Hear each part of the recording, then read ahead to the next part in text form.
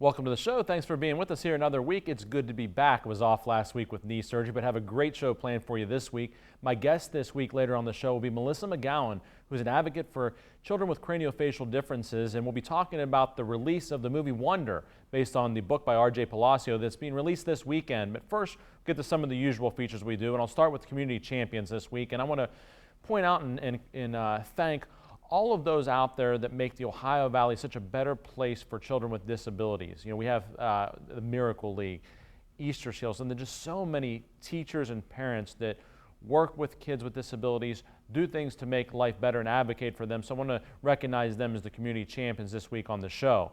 And that leads me right into the quote of the week this week, which I think is an appropriate one. And it's from the author of the book Wonder, R.J. Palacio, and she said in the book, "Kinder than is necessary because it's not enough to be kind. One should be kinder than needed." And I think that's a great point, because so many times we tell people to be kind, but so oftentimes we're not kinder than we really need to be. We just think, well, I need to do this, or I should do this, or society tells me to do this, but how about going above and beyond, being kinder than you really need to be, or that is necessary? So I think that's a great quote, and certainly a book that I hope that people can read, and we'll be talking more about the book and movie here later on the show when I have my guest, Melissa McGowan, with me. Next up, a legal tip for this week, and that is, what is medical payments coverage? I've touched upon this in past shows, but a lot of people don't understand what medical payments coverage is on their automobile policies and don't know when they should use it. Most people have medical payments coverage. Some people have $1,000 worth of coverage, some have $5,000, some have $25,000 is kind of the most I've seen. But that is a type of coverage that protects you regardless of whose fault an accident may be, whether it's your fault, someone else's fault in another car, somebody driving your car, it doesn't matter. It attaches to your car, and it covers medical bills up to that amount for anyone that's in your car that is injured as a result of an accident. And it also covers you perhaps if you're in someone else's car and you're in an accident, or someone in your household is involved in an accident. The reason this is important is because of this. First of all, when you go to the hospital, you should show your health insurance card if you have health insurance, and have your health insurance billed. Now, a lot of times the hospitals or doctors will say, oh, this was a car accident, we need to bill the car insurance. Well, no, they don't. You should bill your health insurance because it'll pay right away, and you don't want to be turned into collection. So have the health insurance billed. There's nothing in your health insurance contract that says that if it's a car wreck, they don't pay your bills. They still pay it. They may seek to be repaid later on by the car insurance, but the health insurance still pays your bills. The medical payments coverage is there so that it will provide coverage, one, if you don't have health insurance, or number two, you may have things like co-pays, deductibles to meet, etc., and you can utilize that medical payments coverage on your automobile insurance policy to cover those things. If you just use it all for the first bill and don't use your health insurance, that whole $1,000 could get gobbled up by the first ambulance bill or emergency room bill, and you won't have anything to pay the co-pays and deductibles. So use your health insurance, but then look and see if you have medical payments coverage that covers you, so that you can use that to pay those co-pays, deductibles, or perhaps even some tests or things that your health insurance won't cover. Say you need to go out of network and you don't have coverage for that. Maybe your medical payments coverage then can take care of that. So don't use it as a matter of first source, but look and see what you have. And if you don't have it, it's worthwhile to get. It's not particularly expensive compared to your liability coverage. So talk to your agent about it, see what the prices are, and ask them for a comparison of what it costs to get the different coverage amounts, because you may find it doesn't cost that much more to increase the coverage amounts. So that's just a little lesson there in medical payments coverage. We're going to take a break. When we come back, I'll have my guest with me this week, Melissa McGowan. We'll be talking about Wonder and the Children's Craniofacial Association. Stay with us here on the Jamie Bordas Show. So, how was your first day? Long. So, Josh asked me about you. Daddy's home. Go get him.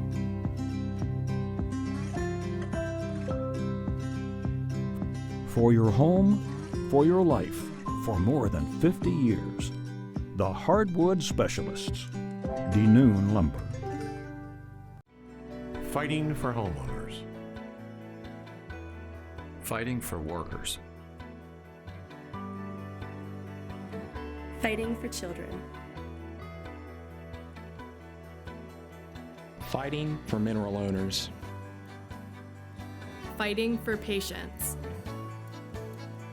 Fighting for policyholders. Bordas and Bordas, fighting for justice.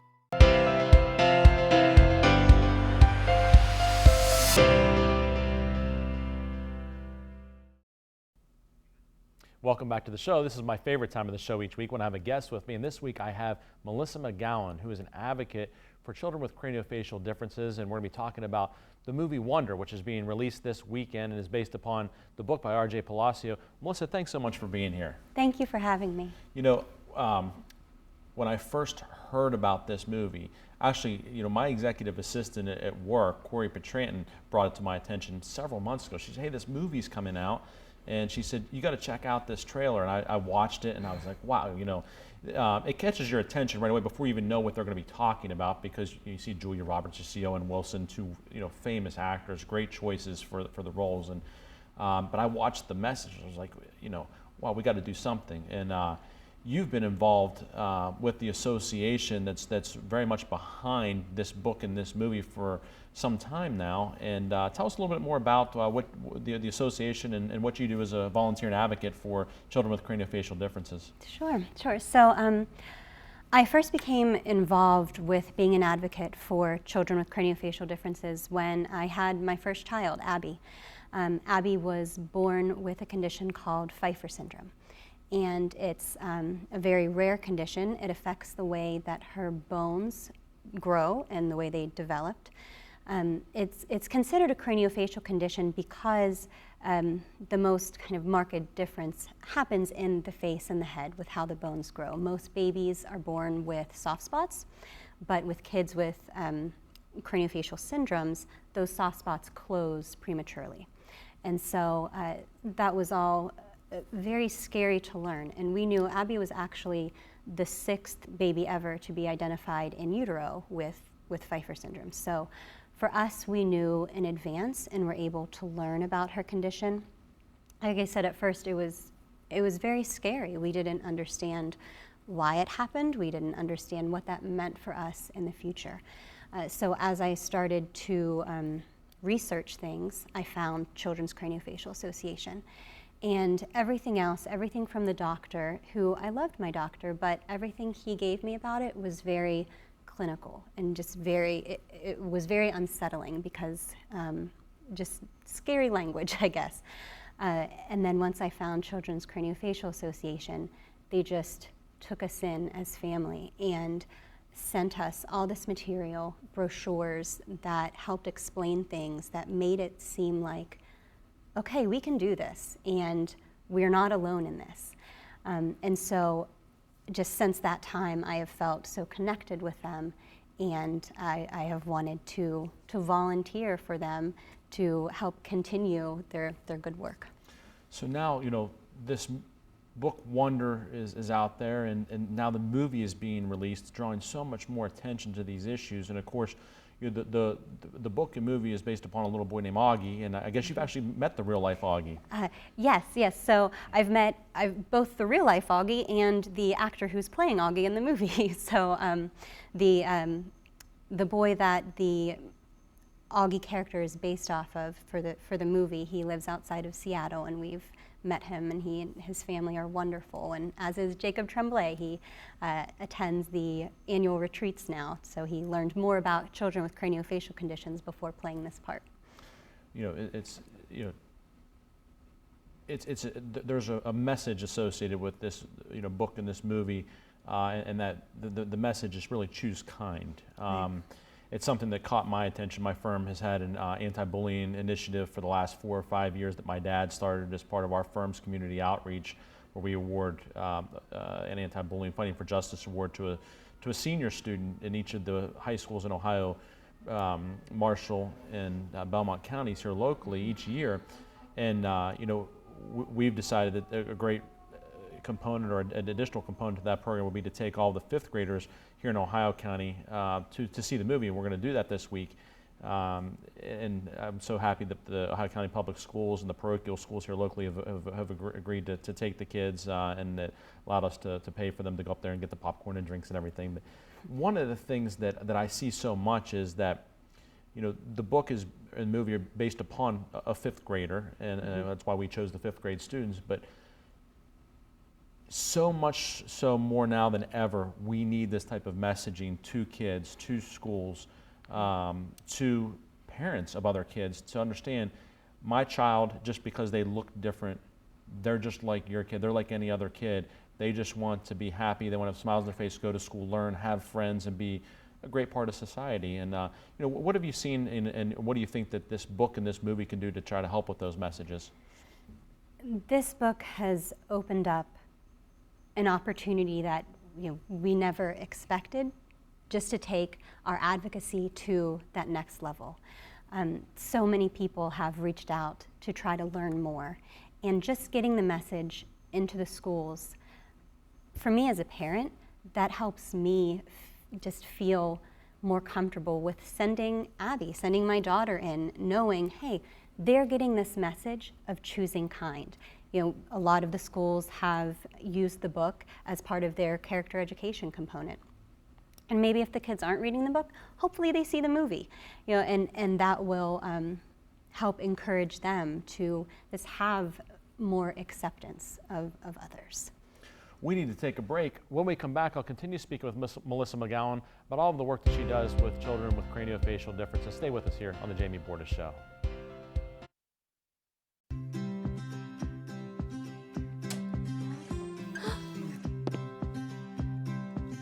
Don't forget to do your homework. All right, Mom.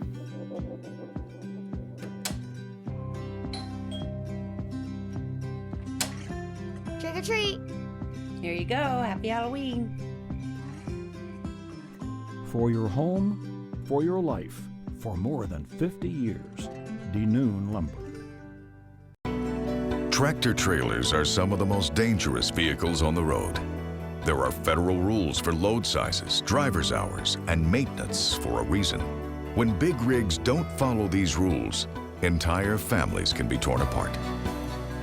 We have the talent and the resources to take on these large companies. Hopefully, through our work, families are being helped and trucking companies are getting the message about safety. Bordas and Bordas, fighting for justice.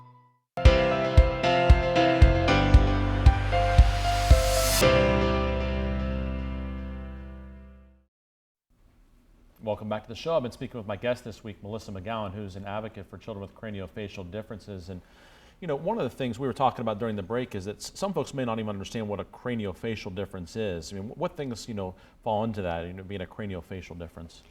So what most people are probably familiar with are cleft lip and palate issues. That I know in Children's of Pittsburgh, where Abby is treated, that's a majority of their cases. That's what's most common. But it's really just any difference in the structure of the head and face. When children are born with a craniofacial syndrome, that affects other parts of their body as well. So for instance, with my daughter, she can't do this with her hands because she has knuckles that are fused. It's called symphalangism. Other children have their elbows that are fused, so they can't, straighten or bend. They're just stuck at 90 degrees all the time. So there are also children with craniosynostosis who that's all they have. Not to minimize that, craniosynostosis isn't a small thing, but their sutures fuse prematurely and nothing else is affected. So that's not considered the syndromic aspect. Okay. Does that answer your question? Yeah, absolutely.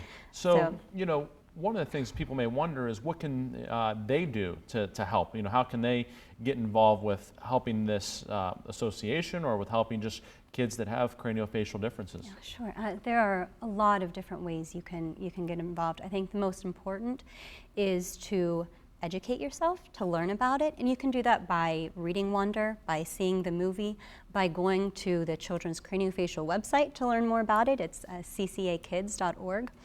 And just familiarizing yourself to understand that there are a lot of differences out there, but even though these children appear different, like you said earlier, they're just regular kids. They just want to be accepted. They want to have fun.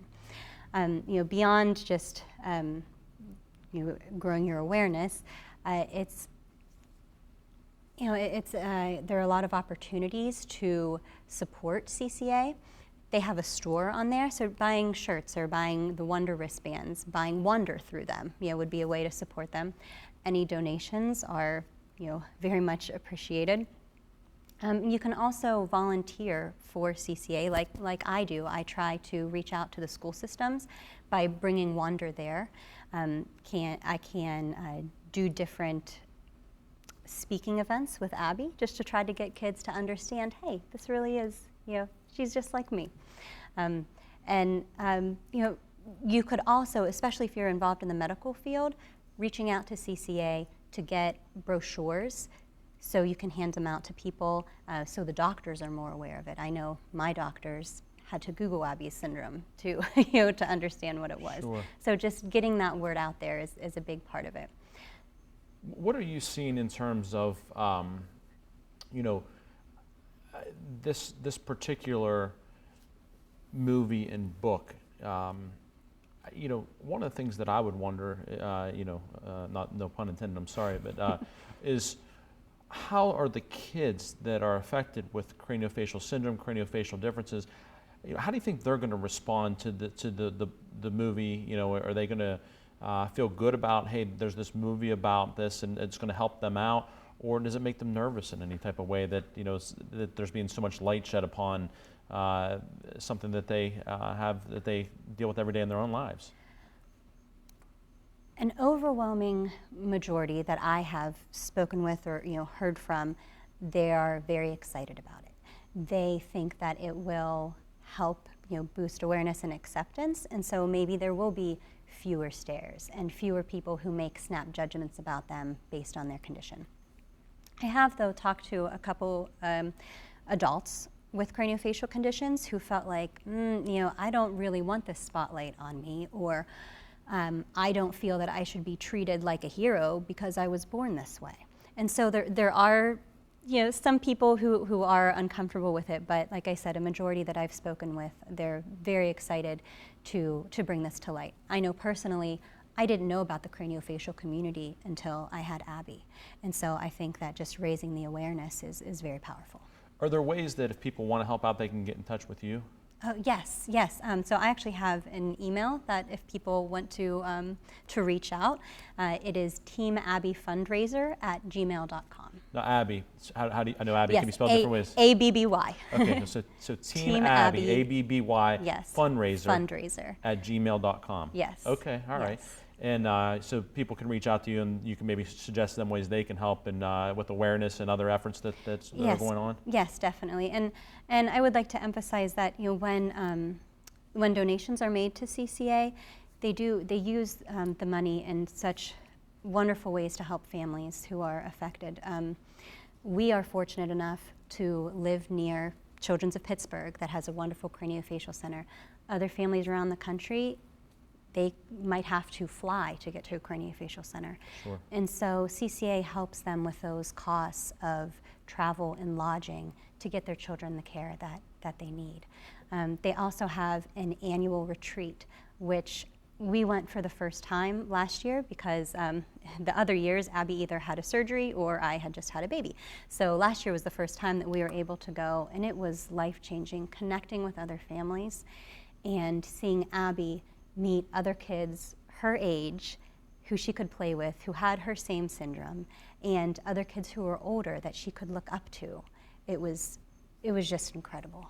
Well, thanks for all you're doing for so many of these kids, not just your own, and I really appreciate you being here today on the show, and may God bless Abby and your entire family. Oh, thank you very much. All right. Thank you. We need to take a break. When we come back, I'll be talking sports. Stay with us here on the Jamie Bordas Show. We're Panhandle Cleaning and Restoration, and we're gonna save you. We've got it down to a science, an absolute state of art. We do it all, restoration, cleaning, and reconstruction. When disaster strikes, just pick up the phone. We're Panhandle Cleaning and Restoration, and we're gonna save you. So, how was your first day? Long. So, Josh asked me about you. Daddy's home. Go get him.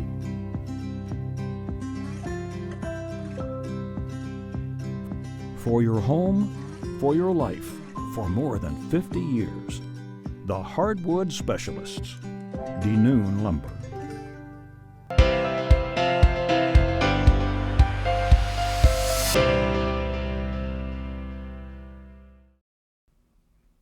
Welcome back to the show. It's time to talk sports. Start off with the Pittsburgh Steelers, who have a commanding lead in the division. I had made the statement before the year started. They through 10 games, they needed to be 8-2, 7-3 at worst, and they've got that. So, but the Patriots are looking awfully good again. The key is going to be getting not just winning the division, which the Steelers look like they're going to do, but also getting that home field advantage in the playoffs. Awfully tough to win up in Foxborough against the Patriots, and the Steelers will have an opportunity, in late December to take on the Patriots, and winning that game is really like a two-game win over the Patriots, because you beat them. Not only do you have the advantage from beating, from another game ahead and giving them a loss, but also then you have the tiebreaker if the teams end up with tied records. So that's going to be a pivotal game in late December between the Steelers and Patriots. It'll be played on December 17th at Heinz Field. The one thing, I think this is Ben Roethlisberger's last year. I really do. I mean, there's been some talk about whether he would even come back this year. I mean, he kind of threw it out there just in passing, and people made a lot of it. But, in looking at Ben this year, he looks nervous back in the pocket. He's not stepping up into the throws. He's always thrown a little bit off of his back foot, and he's so big and strong, he's kind of able to do that. But those throws just don't have the same zip now that they used to have. I mean, he throwing it off your back foot when your arm's getting a little bit older, wear and tear on it, and he just looks like he's a little bit nervous. I think this is going to be his last year, barring something crazy. I mean, if they would lose in the Super Bowl in a last-second field goal or a Hail Mary or something else, then maybe he comes back. But I think they win it all, he's done. I think if they don't win it, he's done, unless there's something crazy that happens anymore. It just doesn't look to me like he's enjoying playing football as much as he's thankful to get through the game.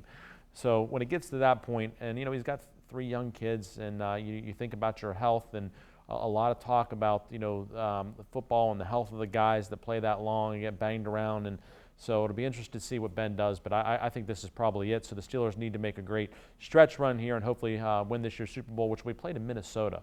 I'm not a big fan of cold weather city Super Bowls, but they want to reward these cities that have built new stadiums and use taxpayer dollars to do it by pumping money into the economy by having the Super Bowl there. Minnesota is not my favorite place by any means. I mean, it is, especially in February. It is cold. The Mall of America is kind of cool, but otherwise, I went to the Super Bowl 40 in Detroit when the Steelers beat the Seahawks, in Jerome Bettis' final game, and there just wasn't much to do other than the game itself. And the bigger thing is, there's tremendous security lines to get in the Super Bowl.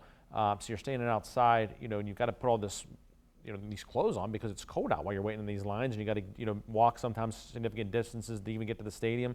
And then you get inside, and it's 72 degrees because it's an indoor stadium, and you got to take all these clothes off so you can be in 72-degree weather. So it's just not ideal. But the NFL feels like that has to do. I wish they get away from it. I think the game should be played in Miami, Phoenix, California, and Texas pretty much every year. I mean, that would be my vote. I could maybe even live with Atlanta on occasion, and New Orleans.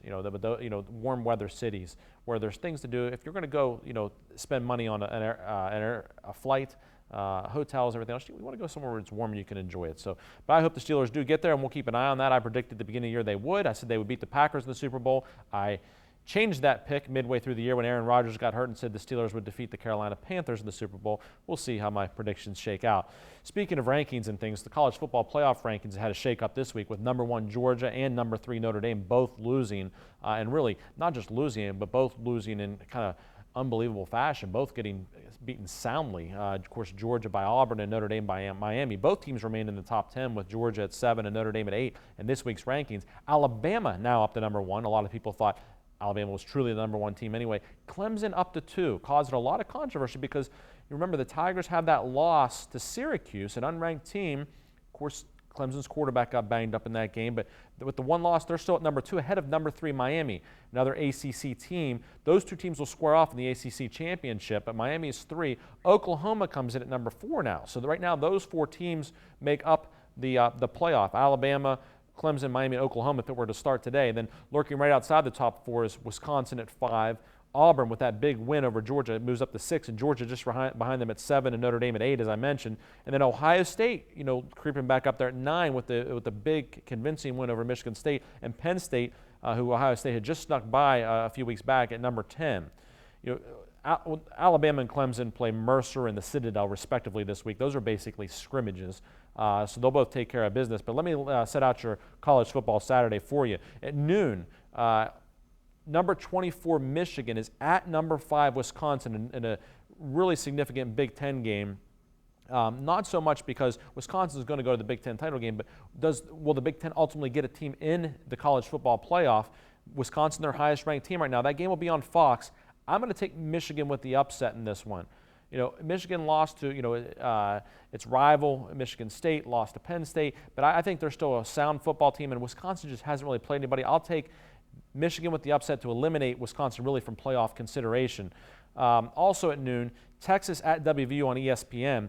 This Texas defense concerns me for WVU. I've had a bad feeling about this game for several weeks for WVU. I think the Longhorns might just pull one out in Morgantown this weekend, unfortunately. Then at 3:30 on CBS, right here on WTRF, Kentucky at number 7 Georgia. Georgia needs to be careful coming off that loss to Auburn. Most teams respond with the loss. Good teams respond and they get back at it extra hard this week. But the Kentucky Wildcats have been quietly having their best season in a while. I think Georgia's going to lose to either Kentucky this weekend or Georgia Tech, its rival, next week. I think I'm going to put them on upset alert, but I think they get the win in this one. I think Georgia will get it done this week. It's at home, but I think they got to be very, very careful where they could get knocked off this weekend. Also at 3:30, Navy at number 8, Notre Dame. Navy with the option attack always causes problems. You have to come out of the game hopefully without injuries. Senior day at Notre Dame. I think Notre Dame will right the ship and win by double digits after the loss in Miami. And also at 3:30 on ABC, right here on WTRF, Illinois at number 9, Ohio State. Easy win for the Buckeyes as they tune up for Michigan. Not many great games on Saturday night. Some Pac-12 rivalry games like Stanford-Cal. Of course, that was the famous game that ended 30-some years ago with the band out on the field. But not many great games on Saturday night. It's a great night to go to the movies instead. Maybe catch the movie Wonder we talked about so much today on the show. Saturday night's a good night to do it. You're not going to miss any great college football games because just the way the schedule plays out. So take someone to a movie, catch up with an old friend, have a good time. But it's a good one to maybe miss college football for that night. We're running out of time here for this week on the show. I appreciate you joining in, and I really enjoyed speaking with Melissa McGowan. We'll see you again next week on the Jamie Bordas Show.